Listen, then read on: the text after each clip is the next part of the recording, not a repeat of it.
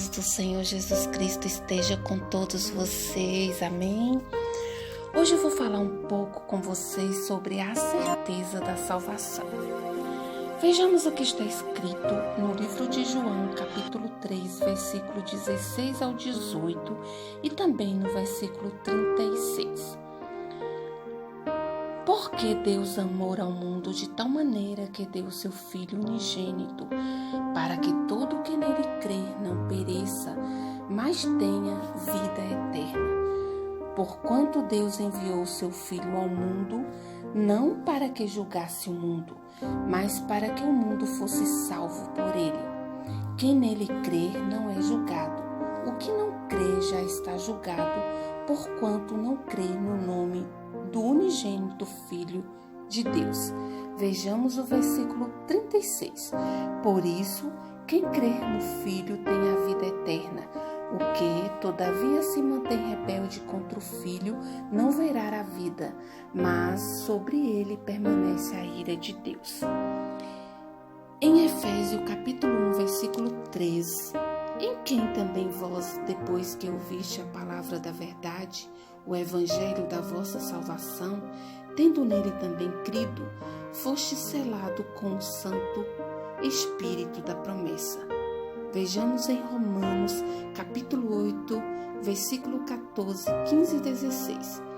Pois todos os que são guiados pelo Espírito de Deus são filhos de Deus, porque não recebeste o espírito de escravidão para viverdes outra vez atemorizados, mas recebeste o espírito de adoção, baseado no qual clamamos Abba Pai. O próprio Espírito testifica com nosso espírito que somos filhos de Deus. A fé em Jesus. Esta é a primeira base para a certeza quanto à salvação. Aliás, todas as demais provas são evidências consequentes desta fé. Para uma pessoa ser salva, de acordo com a Bíblia Sagrada, ela tem que crer em Cristo. Sem a fé em Jesus, uma pessoa não está salva.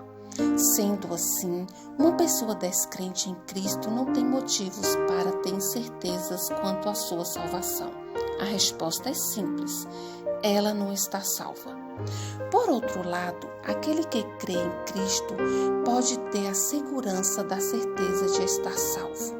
Como vimos lá anteriormente em João, capítulo 3, versículo 16, 17 e 18 e também no versículo 36. Vale lembrar que, biblicamente, crer não é apenas acreditar, mas sim confiar. Há muitas pessoas que acreditam em Deus e em Jesus, ou seja, pensam que Deus existe e que a história de Jesus é verdadeira, mas não são salvas. Não são salvas porque, apesar de acreditarem, não entregam em confiança suas vidas a Jesus, como o caminho, a verdade e a vida. Está em João, capítulo 14, versículo 6. Ou seja, não tem Jesus como seu Salvador e Senhor pessoal. Na condição de pecador não remido, o homem está em conflito com Deus, com o próximo e consigo mesmo. Isto é, o pecador que não conhece a Jesus Cristo como Salvador pessoal vive em conflito, não conhece a paz verdadeira. Essa era a sua situação antes que aceitasse a Jesus e nascesse de novo. Vejamos o que está escrito em Efésios capítulo 2, versículo 13 ao 16. Mas agora, em Cristo Jesus, vós que antes estáveis longe, fostes aproximados pelo sangue de Cristo.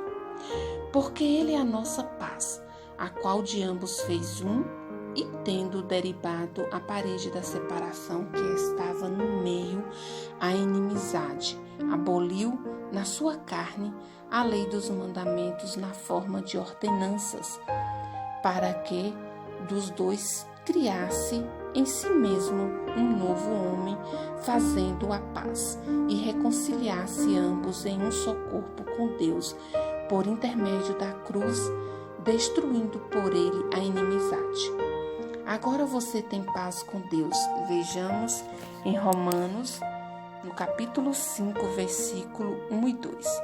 Justificados, pois, mediante a fé, temos paz com Deus por meio de nosso Senhor Jesus Cristo, por intermédio de quem obtivemos igualmente acesso, pela fé, a esta graça na qual estamos firmes e gloriamos-nos na esperança da glória de Deus. Paz com seu semelhante, Efésios 2, versículo 17. E vindo, evangelizou paz a vós outros que estáveis longe, e paz também aos que estavam perto, e a paz com você mesmo, que está escrito em João 14, versículo 27. Deixo-vos a paz, a minha paz vos dou, não vou dar como a dá o mundo. Não se turbe o vosso coração, nem se atemorize. Tudo isso resulta da sua capacidade a Jesus Cristo, o príncipe da paz. Isaías 9, versículo 6. Amor, ódio e inveja para eles já pereceram. Para sempre não têm eles parte em coisa alguma do que se faz debaixo do sol. Você pode viver vitoriosamente. Vejamos em 1 Coríntios capítulo 15, versículo 57. Graças a Deus que nos dá a vitória por intermédio do nosso Senhor Jesus Cristo, a sua vida de outrora era uma vida de fracassos e de derrotas. Agora, porém, liberto do pecado e salvo por Jesus Cristo, você tem pela frente uma deslumbrante vida de triunfos. Apesar de, a partir de agora, você passa a possuir 3 terríveis inimigos. Deus lhe oferece provisão que os habilite a vencê-los. Esses 3 inimigos são a carne, o mundo e Satanás. Você pode vencer a carne, como está em Romanos, capítulo 13, versículo 13 e 14. Andemos dignamente como em pleno dia, não em orgias e bebedices, não em impudicícias e dissoluções, não em contendas e ciúmes, mas revestivos do Senhor Jesus Cristo, e nada disponhais para a carne no tocante às suas concupiscências.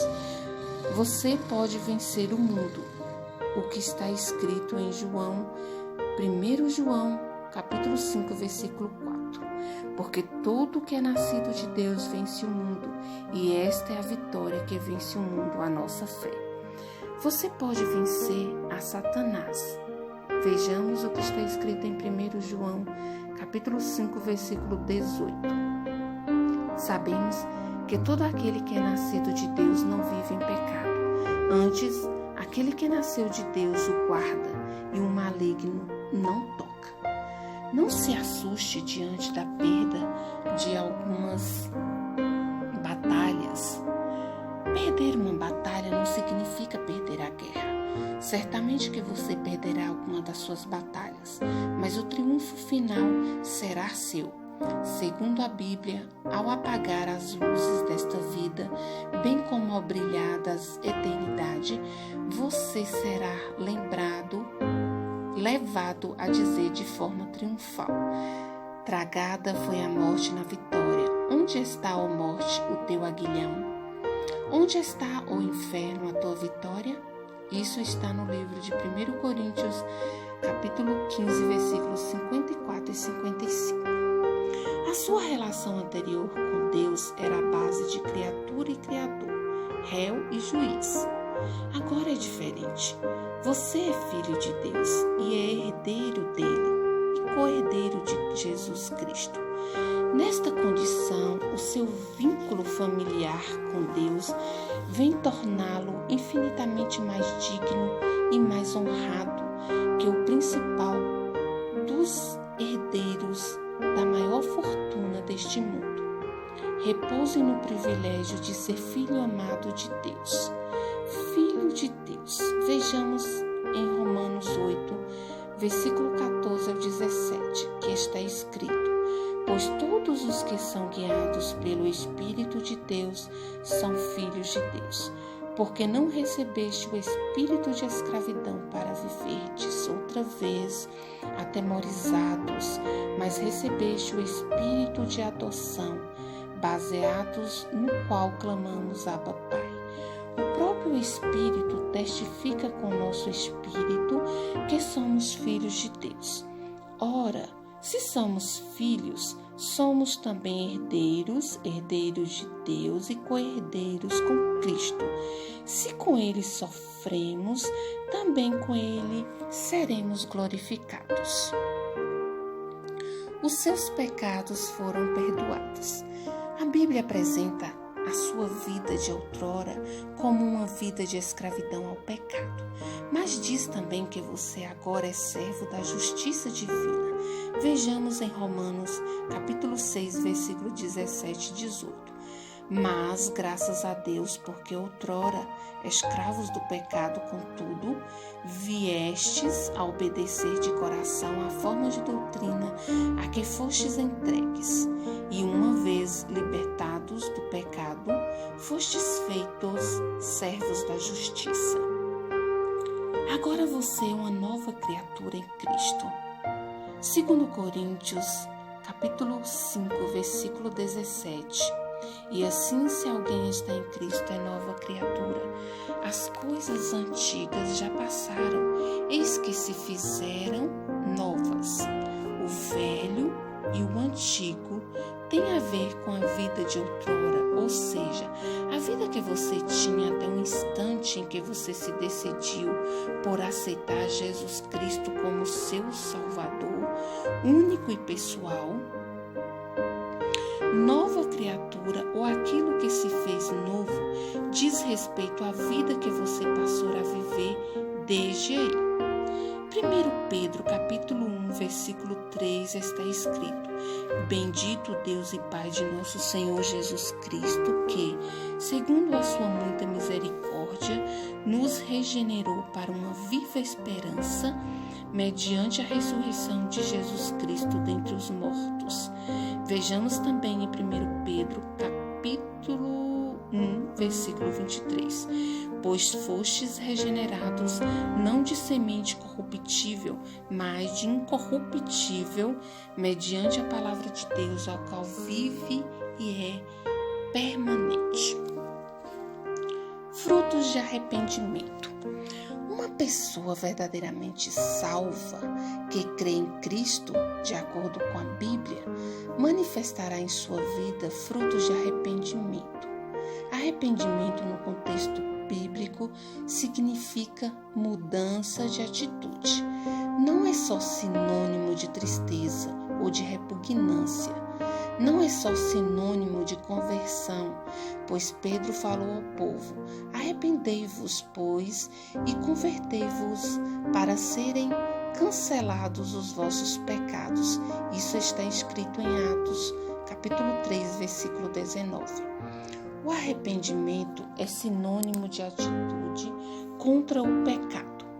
O arrependimento produz frutos, alguns frutos, conforme está escrito em Lucas, capítulo 3, versículo 8 ao 18. Produzir, pois, frutos dignos de arrependimento, e não comeceis a dizer entre vós mesmos: temos por pai Abraão, porque eu vos afirmo que destas pedras Deus pode suscitar filhos a Abraão. E também já está posto o machado à raiz das árvores. Toda árvore, pois, que não produz bom fruto é cortada e lançada ao fogo. Então as multidões interrogavam, dizendo: que havemos, pois, de fazer? Respondeu-lhes: quem tiver 2 túnicas, reparta com quem não tem, e quem tiver comida, faça o mesmo. Foram também publicanos para serem batizados e perguntaram-lhe: Mestre, que havemos de fazer? Respondeu-lhes: não cobreis mais do que o estipulado. Também soldados lhe perguntaram: e nós que faremos? E ele lhes disse: a ninguém maltrateis, não deis denúncias falsas e contentai-vos com o vosso dolo. Estando o povo na expectativa e discorrendo todos ao seu íntimo a respeito de João, se não seria ele porventura o próprio Cristo. Disse João a todos: eu na verdade vos batizo com água, mas vem o que é mais poderoso do que eu, do qual não sou digno de desatar-lhe as correias das sandálias. Eu vos batizo com água, e ele vos batizará com o Espírito Santo e com fogo. A sua pá ele a tem na mão, para limpar completamente a sua eira e recolher o trigo no seu celeiro. Porém queimará a palha em fogo inextinguível. Assim, pois, com muitas outras exortações, anunciava o Evangelho ao povo. Vejamos o primeiro fruto, bondade. Vimos lá em Lucas 3, versículo 11, respondeu-lhes: quem tiver 2 túnicas, reparta com quem não tem, e quem tiver comida, faça o mesmo. É o fruto da bondade. Segundo fruto, honestidade. Aos cobradores de impostos, que nos tempos de João Batista eram reputados por desonestos e corruptos, o profeta mandou. Vimos em Lucas 3, versículo 13. Respondeu-lhe: não cobreis mais do que o estipulado. Terceiro fruto, gratidão. Aos soldados que se diziam arrependidos dos seus pecados, João recomendou. Vimos em Lucas, no capítulo 3, versículo 14. Também soldados lhe perguntaram: e nós o que faremos? E ele lhes disse: a ninguém maltrateis, não deis denúncia falsa e contentai-vos com o vosso dolo. Quarto fruto, humildade. Este fruto aparece no testemunho que João dá acerca de Messias. O próprio Jesus referiu-se a João como alguém muito especial, o maior dentre todos os seres humanos. Vejamos em Mateus capítulo 11, versículo 11. Em verdade vos digo, entre os nascidos de mulher, ninguém apareceu maior do que João Batista, mas o menor no reino dos céus é maior do que ele. Porém, eis a visão que o próprio João tinha de si. Veja em Lucas capítulo 3, versículo 16. Disse João a todos: eu na verdade vos batizo com água, mas vem o que é mais poderoso do que eu, do qual não sou digno de desatar-lhes as correias das sandálias. Ele vos batizará com o Espírito Santo e com fogo. Se na sua vida o arrependimento não tem produzido obras, frutos, então é necessário que você busque o verdadeiro arrependimento que somente Deus pode dar. Está escrito em Atos 5:31. Deus, porém, com a sua destra, o exaltou a príncipe e salvador, a fim de conceder a Israel arrependimento e a remissão de pecados. A evidência da salvação.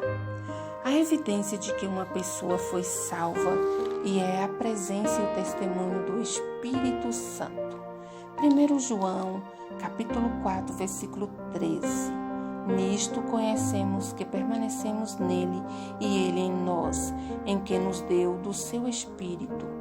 Em Efésios, capítulo 1, versículo 13 e 14, diz: em que também vós, depois que ouviste a palavra da verdade, o evangelho da vossa salvação, tendo nele também crido, fostes selados com o Espírito Santo da promessa, o qual é o penhor da nossa herança, até o resgate da sua propriedade em louvor da sua glória.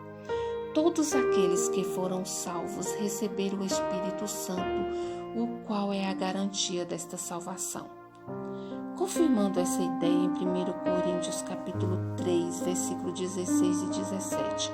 Não sabeis que sois santuário de Deus e que o Espírito de Deus habita em vós? Se alguém destruir o santuário de Deus, Deus o destruirá, porque o santuário de Deus, que sois vós, é sagrado. E também em 1 Coríntios, no capítulo 6, versículo 19, está escrito: acaso não sabeis que o vosso corpo é santuário do Espírito Santo que está em vós, o qual tendes da parte de Deus e que não sois a vós mesmos? Paulo diz que os crentes são a morada do Espírito Santo. Além disso, Paulo também diz: todos os que são guiados pelo Espírito de Deus são filhos de Deus. O próprio Espírito testemunha ao nosso Espírito que somos filhos de Deus, como está em Romanos 8, capítulo 14 ao 16. De acordo com João, capítulo 1, versículo 12, mas a todos quantos os receberam, deu-lhes o poder de serem feitos filhos de Deus, a saber, aos que creem no seu nome. É filho de Deus aquele que crê em Jesus. Sendo assim, aquele que crê em Jesus é guiado pelo Espírito Santo e recebe em seu Espírito o testemunho e confirmação de que ele é filho de Deus. Perseverança na fé. Aquele que perseverar até o fim será salvo. Perseverança na fé, por um lado, aquele que verdadeiramente foi salvo irá perseverar em sua fé em Cristo até o fim da sua vida ou da história. Ou seja, a perseverança é uma evidência.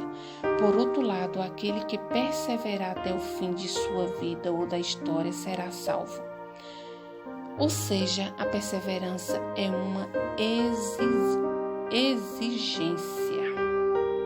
1 Pedro, capítulo 1, versículo 3 ao 5 diz: Bendito Deus e Pai de nosso Senhor Jesus Cristo, que segundo a sua muita misericórdia, nos regenerou para uma viva esperança, mediante a ressurreição de Jesus Cristo dentre os mortos, para uma herança incorruptível, sem mácula, imacessível, reservada nos céus para vós outros, que sois guardados pelo poder de Deus mediante a fé, para a salvação preparada para revelar-se no último tempo.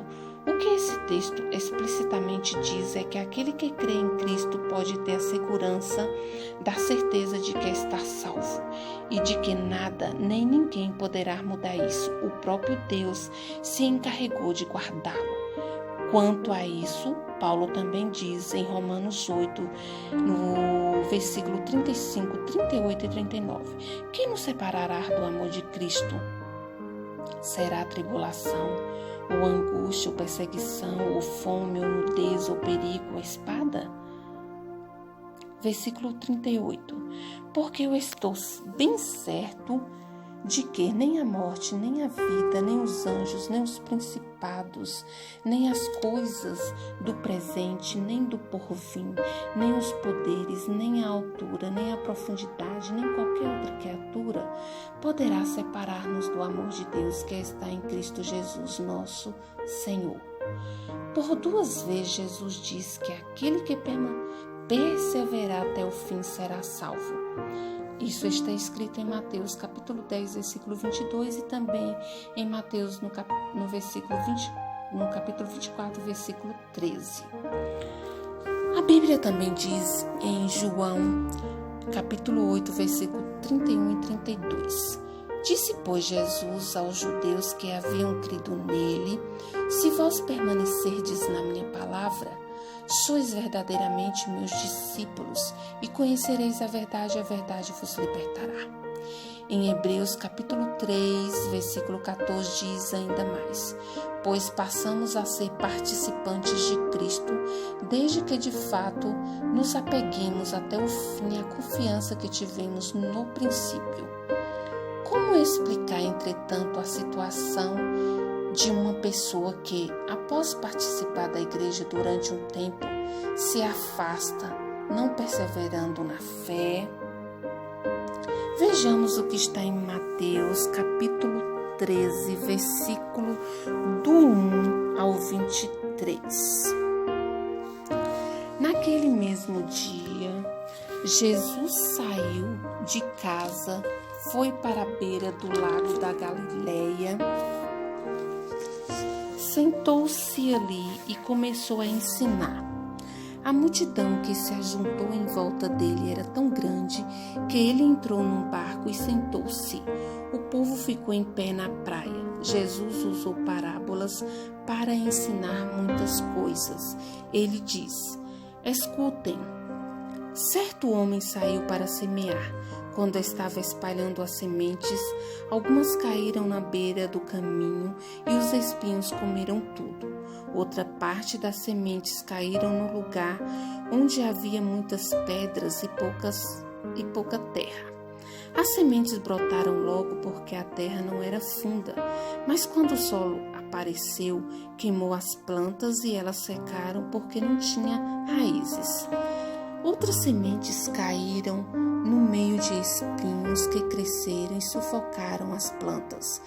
Mas as sementes que caíram em boa terra produziram a base de 100, de 60 e de 30 grãos por um. E Jesus terminou dizendo: se vocês têm ouvidos para ouvir, então ouçam.